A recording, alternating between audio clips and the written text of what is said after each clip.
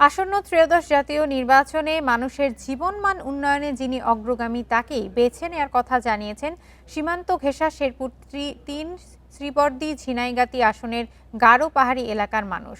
এছাড়া এলাকায় হাতি মানুষের দ্বন্দ্ব নিরসনে যে প্রার্থী কাজ করবেন, ভোটের লড়াইয়ে তিনি এগিয়ে থাকবেন বলছেন এলাকাবাসী।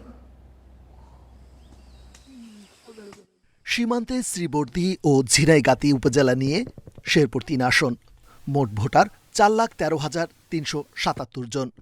গারো পাহাড়ে বেষ্টিত এ আসনে বিগত সময়ে তেমন উন্নয়নের ছোঁয়া লাগেনি, তাই অর্থনৈতিক স্বাবলম্বী হতে পারেনি এ অঞ্চলের আদিবাসী জনগোষ্ঠী। এই এলাকার সবচেয়ে বড় সমস্যা হাতি আর মানুষের দ্বন্দ্ব। এ দ্বন্দ্বে গত এক দশকে মারা গেছে ৩৯ জন মানুষ, মারা পড়েছে ৩৫টি হাতিও। ফসল, ঘরবাড়ি সহ ক্ষতির পরিমাণটাও কম নয়। নতুন রিন গভীর থেকে পরিষ্কার করে কাপড়কে রাখে নতুনের মতো উজ্জ্বল। নতুন রিন অ্যাডভান্সড পাউডার। তাই হাতি মানুষের দ্বন্দ্ব নিরসনই এখন এ এলাকার মানুষের প্রধান দাবি।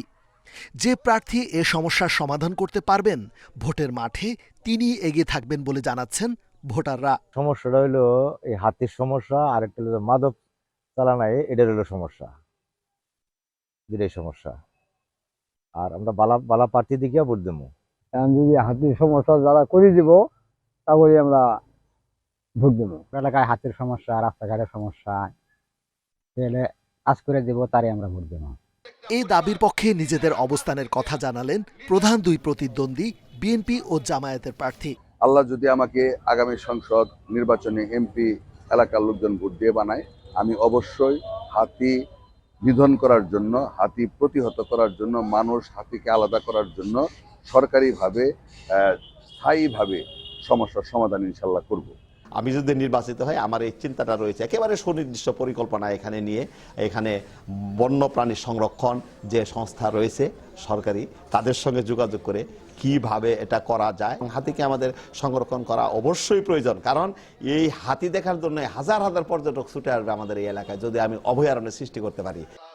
উন্নয়নের দিক দিয়ে পিছিয়ে পড়া এ আসনটিতে বিএনপি, জামায়াত, স্বতন্ত্র সহ ৫ জন প্রার্থী প্রতিদ্বন্দ্বিতা করছেন এবারের নির্বাচনে।